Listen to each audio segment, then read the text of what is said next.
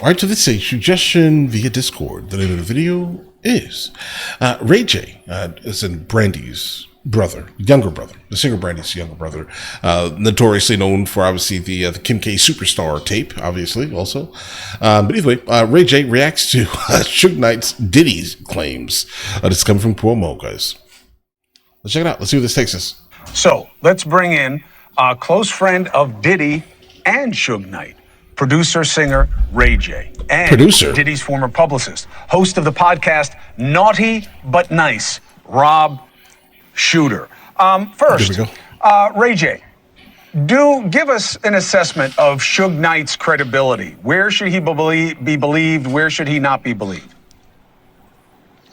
Well, I mean, if you look at his track record, I mean, he pretty much ran the hip hop and music scene during the Death Row era. So he ran on the West Coast. A lot of people he know, exclusively. And a lot of people he has been around. I can't vouch for everything because I'm not Suge, but I can just tell you, like, most of the time, Suge is saying something is coming from experiences. He's not like making it up like he's writing Green Eggs and Ham. Like, this is serious. So first things first. It was impossible in real time to vet what he was going to say, Rob, because I didn't know what he was going to say. Obviously. But we are getting responses. I didn't either, man. Don't interrupt, Ray J. Oh, listen, hey, Ray J, you did nothing but help. You are helping advance the conversation with people who are willing to discuss their perspective. That is a precious commodity in this investigation right now. Did you hear me trying to tell Suge to be positive too as well? Okay, cool. I didn't know. Yes. I had to get that in. Yes, but I mean, you know, you can't. Right. You're not going to control what he says, but you provided him the opportunity to make his witness. So you're all good as far as I'm concerned. And he made a lot of good points. Clive Davis. And he made a lot of good points. Yeah, listen. I mean, this is his world. Clive Davis. Bro, are you new here? Responds and says the points about him were not good. His spokesperson. This is a completely fabricated thread being trafficked by an incarcerated felon. But that doesn't mean he's not telling the truth. Right. Mr. Knight's assertions about Clive Davis are 100% false. Nothing of the sort ever happened. Bro, I keep hearing Clive Davis's name pop up like consistently.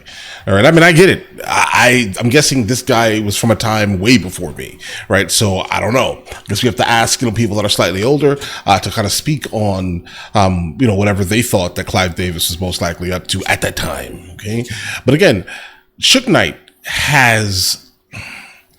Could it be true? How about this? I think it's it's plausible at least. Okay, it's plausible. Everything that Suge Knight said regarding Diddy, bro, it's plausible. But I think the main issue here is that he hates Diddy. Okay, like he hates him. Like he hates him, bro. I was there in New York in the 90s. I felt the hatred for the West Coast up until probably 2 years ago. Okay, just be fully aware. All right, he never got over this. Now, could it be plausible that Jay-Z and Dr. Dre have something to do with these parties? Yeah. Again, I said this in a previous video, bro. If you made a billion, more like, from hip hop, and you were there in the 90s, you were out there going crazy. You were doing crazy stuff.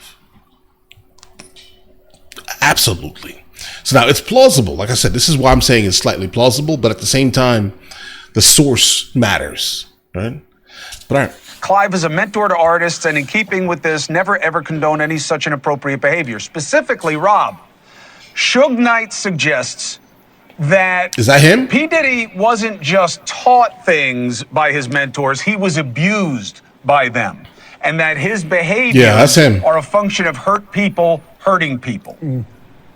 Okay. Yeah, he said it last night. I was watching the show at home, Chris. It was an amazing thing to reveal. I've got to agree here with Ray J. Suge knows this world, so is he larger than life? Might he exaggerate? Maybe. I think a lot of people probably do, but fundamentally, this is his world. If he told me something, I'd be very happy using him as a source, as an insider. I trust what he says. And so he was particularly around when Diddy was growing up in the business. He didn't just come out as being P. Diddy. He started small and he got bigger and bigger. Suge was around during those years. So that stuff, I would guess overall, maybe not specifically, is pretty accurate.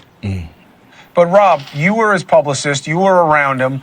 Not, after dark deep or whatever, they're calling P. Diddy's, other activities. The freak-offs. How would you have never heard this type of allegation that he was going after underage people? He was having, all kinds of sex with people who were or were not consenting. How would you not have heard it? Yeah, I think people that get away with this for a really long time are really good at covering it up. It's almost like being a functioning alcoholic and you just never see the liquor. I never saw it. I really didn't. When I was with him, he was professional. Was he rude? Was he aggressive? Yes. Did he like to be told? Yes, of course. But I never ever saw any of the sexual stuff. And I think that probably was by design. Most likely. His inner circle really, really small. You can't say that and then say that all of these people have experienced these things at his parties, right? Like, I mean, the stereotype is if you go to his party, you're going to see this if you go upstairs, right? It's not about the inner circle being super close, right? I mean, he seems to be very cautious with who he shows himself to, allegedly. Okay. That's what it seems. It's not about the inner circle being super tight. Because again, those parties, I was part of a larger circle, not the inner circle, for a short period of time. And so I think this was sort of the reason that he managed to keep this a secret and evade the law, any consequences for particularly maybe over a decade. Ray J, help me understand something. How do you interpret these celebrities that knew P. Diddy very well or tangentially deleting all their tweets? What is this? How am I supposed to understand that? Well, first off, I want to say I have a lot of respect for Clive Davis. He's somebody that's inspired us all in the music game. And I think that in this situation, people are quitting. You see a lot of people stepping down from their executive positions in music. And I think a lot of people are tying that up with Diddy. We don't know exactly why everybody is quitting or why everybody's quiet. But I can say this, a lot of celebrities in this power come from environments where they think certain ways of doing business, cutthroat, disrespectful, shady, chasing fast money, these are normal because, they saw their mentors do it. Right. I mean, Diddy did it, That's even valid. Suge, and so even though they're learning on the fly, but they're also mimicking the executives above them that they learn from. So, I think we have to break that cycle and keep following a new blueprint, and that's evolving instead of ending up in the same place, broken, bad relationships, in jail or worse. Hey, thanks for watching. I mean, guys, listen. Again, I just want to go ahead and say this here. I do think that what Suge has to say is important because he was there. Right, definitely is important, but I do think that it should still also be taken with a grain of salt because it's coming from a source that deeply despises him. Right? Now, it could be true. I just wish someone else said it, if that makes any sense here, guys. I think we'll add more weight to the actual statements, but not saying that the statements are not excessively heavy. If other rap billionaires were being, doing all these things just as Diddy was doing them, right? Then that's crazy, obviously. No doubt here. There needs to be some type of repercussions for the other people that are also not being named, not just one individual person. Now, what Ray J did state here is that it could most likely be he's doing exactly what he saw. He thought this was the industry. I mean, if you go back far enough into the 80s and 90s, I'm sure things were absolutely horrific, specifically for women. 70s even? All of those times, bro. I'm sure, like, if you want to move up, you have to go ahead and sit on my casting couch type of thing, right? I'm gonna go ahead and get some photos, okay? And then after that, we're gonna make you a superstar. Just so when you become a superstar, you make sure you pay out whatever you have to pay out, or I'll destroy it in one day. That type of thing. But either way, listen, you guys all have an absolutely amazing day. Let me know in the comments what you guys think. And if you guys are new here, please like and subscribe. Catch you guys later. Guys, before we go, are you guys subscribed to the other channels? Logical Movie Reviews with Mr. L. Boyd, along with Mr. L. Boyd Music. Both are found in the description. Check it out.